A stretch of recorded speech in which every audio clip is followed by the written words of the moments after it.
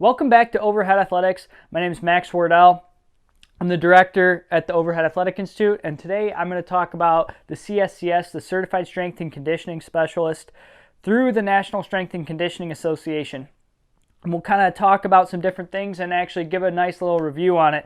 And if you haven't checked out, we've done other educational reviews like this. We're starting to put together a playlist. People have requested certifications first, but we also want to talk about different educational programs, college classes, everything like that. So this will be part of a bigger series. This is the second video, and we actually just recorded a podcast with Eric McMahon from the National Strength and Conditioning Association. He's a former Major League strength and conditioning coach. That video and that podcast is going to be coming out later this week, so you're not going to want to miss that.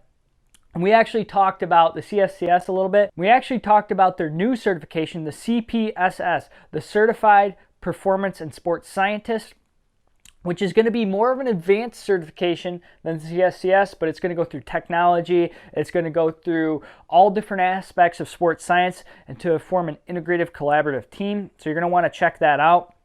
It's coming out in 2021 winter. So, February, January 2021 is their projected date. We'll see what happens, but that's a pretty awesome podcast, so you're going to want to check that out. And he's actually from the National Strength and Conditioning Association, so he'll have a different perspective than me, working in the private sector. He's worked as a college and professional strength and conditioning coach as well.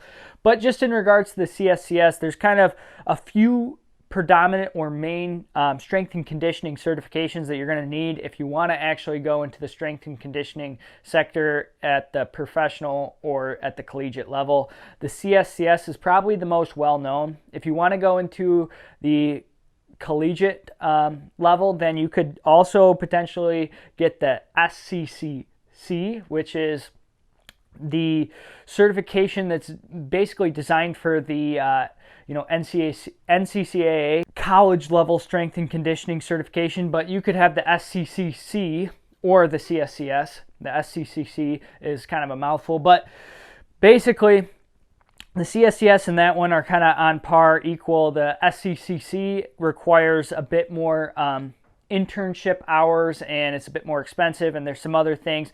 I haven't done that certification, so you'll want to talk to someone that has. We may interview someone that has on this channel or on our podcast to kind of give you guys an idea of what that's about as we go through more and more continuing education and certification processes.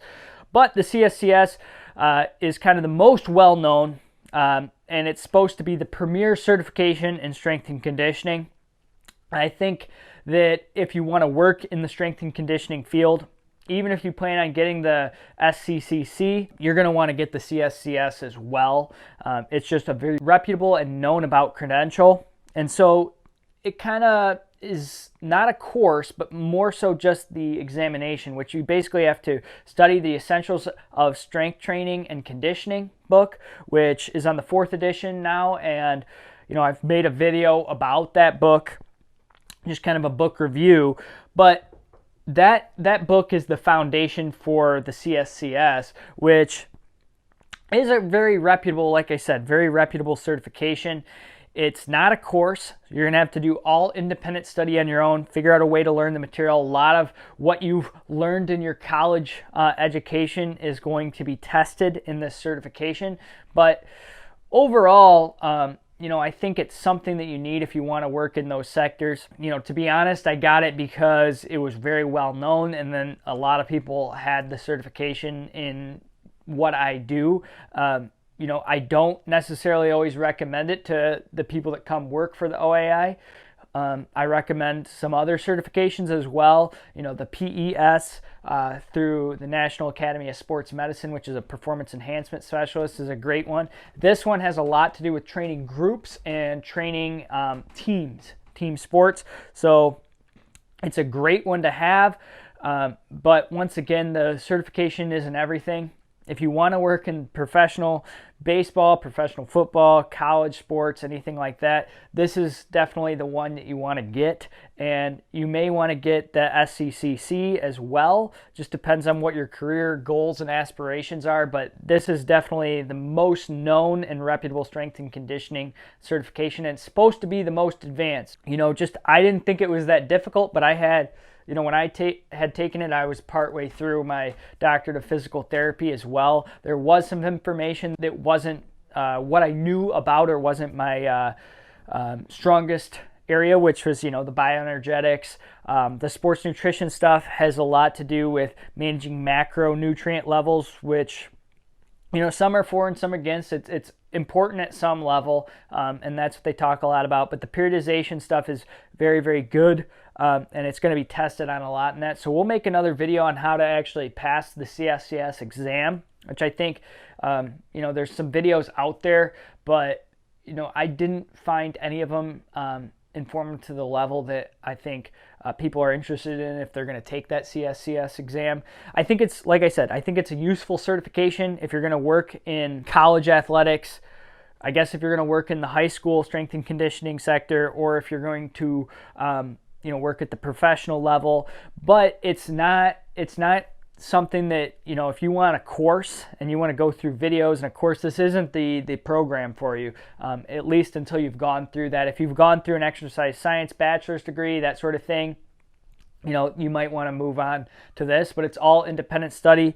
You're going to have to do it all yourself. You're going to have to read the book and maybe read it twice, and you're going to, have to do your own study guides and things like that. So great certification to have, after your name, but if your goal is education rather than credentialing, it's probably not the best. The one other thing about it is Ncca Accredited, which basically means it's an accredited certification in strength and conditioning. There's only 3 of them out there that I know of. I may be wrong, but there's 3, which is the International Sports Science Association. The ISSA has one that's much less known, but is also accredited. I don't know a lot about it.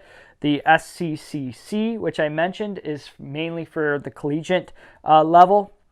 And then there's this one, which is accredited as well. And so if you want to work in anything where you work with team sports or in a lot of different facilities, you need an accredited certification, which this is. There's other NCCA accredited certifications, which would be, your certified personal trainer and those sorts of things. But basically there's 3 in strength and conditioning. And so if you need to get one, this is probably the one to get. And then, like I said, you're going to want to check out our podcast about the upcoming sports science certification through the National Strength and Conditioning Association as well. So if you've had the CSCS, that may be, the next route. When I took the CSCS and I passed the exam, I almost wished it was more difficult. And the reason for that is because I don't think it covered some things in the depth that I would have liked to see covered. And I talked about that in the video where we actually went through the essentials of strength training and conditioning. I think it's a little basic, and I think it covers all the scientific literature really well, but I would have liked to see more stuff on neurophysiology, reflexes, motor learning, things that are very pertinent if you're going to work with athletes in any setting. But specifically if you're going to work on the strength training setting. And that's why I think, after you've got something like this, you should probably try to invest some time, effort, and potentially money into learning about motor learning principles, neurophysiology, that sort of thing. But the certification is, like I said, very valued in both the rehabilitation field as well as the sports performance strength and conditioning field. It's probably the most known of, most reputable, and then the longest standing. So if you're interested in getting a quality credential after your name, this is the way to go. If you feel like, hey, I want to learn a lot, and I'm not at the level to take a higher level exam, or maybe I want a course, then I would say do this, but maybe do something else in the interim to get you to the level where you can go in and take an exam without just studying one book exhaustively. Some people don't like to study books exhaustively, but go ahead, check out their website, nsca.com. Look through their stuff on certification, but understand that there's other options out there depending on where you want to work, what you want to do with the certification. You may or may not need an accredited certification. If you want to work in any sort of team sport environment, in any level of professional sport, collegiate sport, or even as a high school strength and conditioning coach, this is probably the one you're going to want to get. And this is the one that people are going to look at and say, hey, he has the CSCS. He must know something. He must know what he's doing. So if that's your goal, get some credentialing, check it out. If your goal is education, you might want to look elsewhere.